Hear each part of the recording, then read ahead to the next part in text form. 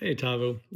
Just I was having trouble sleeping last night and trying to find something to listen to for a little bit. I ended up going to your channel and I came across your speed run of 25 arguments. Um, and I know it was one of your older ones, but I thought I would just do a quick response. I'm just going to blitz through this really, really fast, kind of like you did. And like I said, I obviously disagree on almost everything. But so here we. I said, I didn't feel like. I mean, I listened to the entire thing. I promise. I mean, no fears about that. I listened to the entire one. Um, I did pull the AI summary just so I didn't have to actually type out all of the arguments. I forgot to look. Maybe you had a document listing them in your description, but I just didn't feel like actually writing them all out. So, um, James transformation number one. Actually, the summary pulled it by like your top hoots. You know, like was it by three or more, and then two, and let's see, and then one. So, all right, here we go. James transformation. This is basically the conversion of James. This is a "for the Bible tells me so," as Apologia so eloquently puts it in his little jingle. Um, and it doesn't really make, I mean, again, what does this have to do with the truth claim? And this is the biggest problem that I have with literally every single apologetic to a certain extent. I mean, I honestly, truly think, in my opinion, every single Christian apologetic is a form of special pleading. It's just what it is. Um, it's an attempt to take evidence that is all exclusively based on hearsay testimony that's 2,000 years old, that would never be acceptable in a court or in any kind of serious gathering, if it weren't for the fact that it's what Christians believe. Um, they said, try publishing any of this in an actual peer-reviewed journal, and you know very well what would happen. It would get laughed out, and it would get tossed in the trash. It would never get published. None of this. There's no serious scrutiny of this. But anyway, so that's apologia, basically, "for the Bible tells me so" about the conversion of James. Also, it doesn't really matter anyway, because lots of people have converted for no better reasons, for other religious figures throughout history. So what? Um, Rapid growth of Christianity. This is simply not supported. There's really no evidence that Christianity grew rapidly until after Constantine's mom converted, and Constantine decided to make Christianity one of the official religions of the Roman Empire. And then it didn't seriously start to grow until after Theodosius actually made Christianity the single official religion of the Roman Empire, at which point basically everybody had to convert or be killed. So Christianity was spread by the sword. Initially, for the first few hundred years, yes, it spread mostly among the poor. Some wealthier people, of course, did join. And there's plenty of documentation of it. This is not something that I'm making up. There's good scholarship on this. Um, so yeah, that one's it's simply not adequately supported. So I'm going to give 0 hoots on that. Maybe 1, but again, rapid growth of something does not affirm its truth. Islam grew rapidly. The Church of Latter-day Saints grew rapidly. Scientology grew rapidly. So what? That's my response to so much of this stuff, is like, so what? It doesn't have to do with truth. Early belief in the bodily resurrection. So what? People believe things all the time that aren't true. So what? Um, yeah, maybe I'll grant you 1 hoot, but like I said, people believe false things all the time for really bad reasons. I think this is one of them. The apostles' willingness to die. This is absolutely, if you haven't actually learned anything from Apologia, you really should have learned this. Josh McDowell's book should have put this firmly to rest, but I don't know why even Christian apologists who are friends with Josh still go around spouting off this nonsense. The only one of the apostles that we have any actual reliable sources on for the death of is Peter. And Peter was killed by Nero primarily as a scapegoat for the fires in Rome. It had nothing to do with his actual Christian beliefs. Same thing with Paul. And James' death was political as well. A rival in the local council, basically, when the boss was out of town, had James killed. Had nothing to do with this Christianity. And there is no other data on any of the other apostles, any of the other 10. I mean, Paul was not an apostle anyway, so he doesn't count. This is where Habermas, his minimal facts is pathetic. It's not grounded in reality.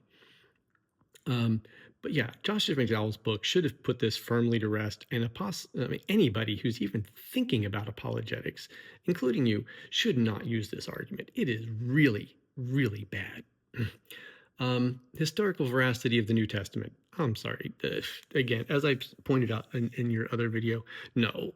There's 6 errors in the first chapter of Matthew on the first page. It's so bad. I mean, just the simple fact of, the death of Herod the Great and the census of Quirinius were a decade apart, and that cannot be reconciled. That's not factually accurate. Come on, man. This is just not critical. This is good biblical scholarship has already refuted all this stuff. The New Testament gets a ton of stuff wrong. The tearing of the veil in divine judgment. I cannot believe you actually put any hoots for this. This should have been a 0. This is just, I think honestly, this should be like, so what if it's very interesting? Based on what? Again, all of this stuff happened in a time where people didn't know where the sun went at night. They didn't know the germ theory. They didn't know about, gravity or almost anything. So why do you take this stuff so credulously? You don't accept any of the other, old tales and myths and legends or any of the newer ones either. What basis do you have for choosing this to think it's very interesting?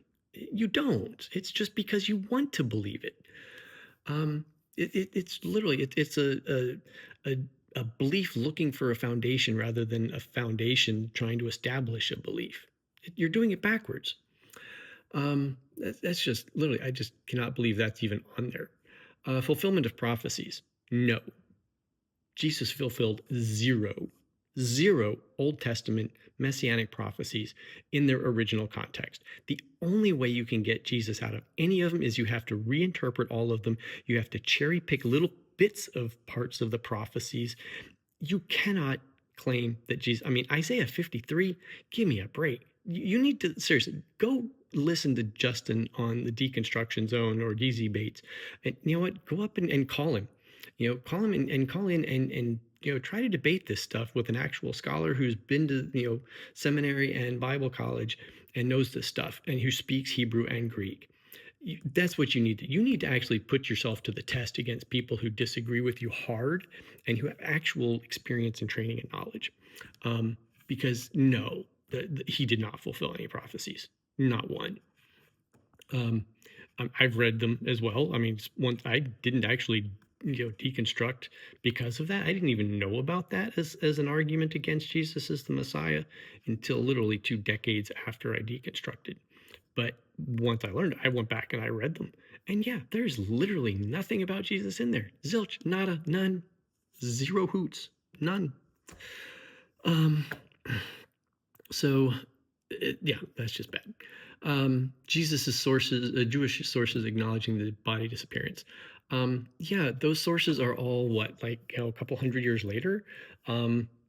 It's legend. Big deal. Prove to me that there was any actual, a disappearance of the body. He was a traitor, as I think, where was it? Just a little bit down.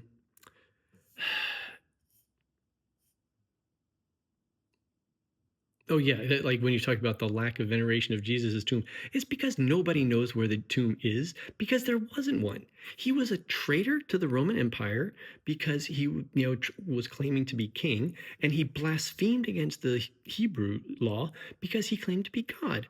Why would the Romans or the Jews actually take us down and do anything except toss him in a mass grave? There's no good justification. He was a traitor to the Roman Empire, and he blasphemed against Jewish law. Why would they actually put him in a tomb? There's no good reason. None. Um, so, yeah, it's just zero hoots. Peter's transformation, historically attested, really? Um, his shift is just, it's where the Bible tells me so. It's the Gospels only, you know, no, I'm sorry. That's bad. Maybe one hoot, maybe. Um, Paul's conversion. He was a grifter. Honestly, you know, Christianity did not spread among the Hebrews. It spread among the Greeks because they didn't know anything about the Hebrew Bible. And because they didn't know anything about it when, Paul was completely contradicting everything that Jesus allegedly taught, which is really weird because the Gospels come decades after Paul, 20, 15 to 20 years at a minimum. It's kind of weird because you almost think it'd be the other way, but he was a grifter. Or maybe he had a psychotic break. He fell off his horse. He hit his head. There's like a gazillion natural explanations for that. But I personally think he was a grifter, just like any other grifter that we see today or 100 years ago or 200 years ago. They come up all the time in history. They see an opportunity to gain power in a small community. It doesn't have to be for like world fame or anything like that. It's just, yeah, no. Zero or one hoots. Women as witnesses. Sorry, it's somewhat, if this argument for embarrassment is just so bad it should be embarrassing. It's only relevant in a court of law in Jewish society back then. It had nothing to do with just like in normal everyday society. Women were very influential in the normal everyday running things because they did a lot of stuff. I'll give you one hoot on that. Embarrassing portrayal of the disciples. A sign of authenticity? No, it's a literary trope. How many authors throughout history have used this exact trope of making the hero? Greco-Roman tragic comedies. Really? This is supposed to be, something special about Jesus? No, Greco-Roman tragedies. The hero was flawed deeply, or in some way, just like the apostles were. Big effing deal. It's a literary trope. Zero hoots. Zero. I already covered the lack of veneration. Joseph of Arimathea, he was a literary creation as well, because they had to have some reason to get Jesus into a tomb instead of just discarded in a mass grave, like he almost certainly was. He wasn't the Jewish Messiah. He was a traitor and a blasphemer. Rise of Sunday worship. Seriously? I know you have this as like a two hoots. I think you listed this one under. No, that's just laughably bad. So what? So they changed their day of worship? That's supposed to have something to do with the truth of Jesus' death and resurrection? Come on. How gullible are you going to be? I'm being serious here. You're not demonstrating. Okay, you did give this only two hoots. It doesn't deserve that much. Every single thing you gave like a 3 or higher hoots, I'd give a 0 or 1, and anything below that I'd give a 0 or below, like negative hoots. It's meaningless. Negative narrative reversal of crucifixion shame. Of course, they were coping. Their leader, their Messiah, who was supposed to do great things, got killed and tossed in a mass grave. They were coping. What do you think all the Christians were doing in the fall of 2025 and in every single other failed rapture prediction? Big deal. They were coping, just like they all do after all the rapture failures, because they've got to have some way to keep this belief going to deal with the cognitive dissonance. This is human nature. There is nothing special about this. The other individual transformations, that's not even worth mentioning. Stage resurrection theory, again, this is just, it's all meaningless. It's just a hostile Roman sources.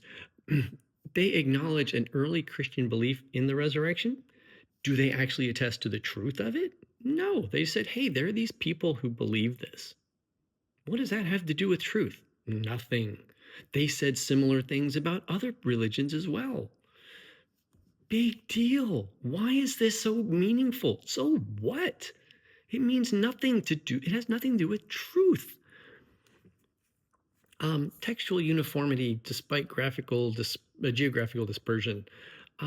Yeah, because that's what religious movements do. They try to consolidate and make things more uniform so that it makes it easier to spread a unified message rather than fragmented and disagreeing messages.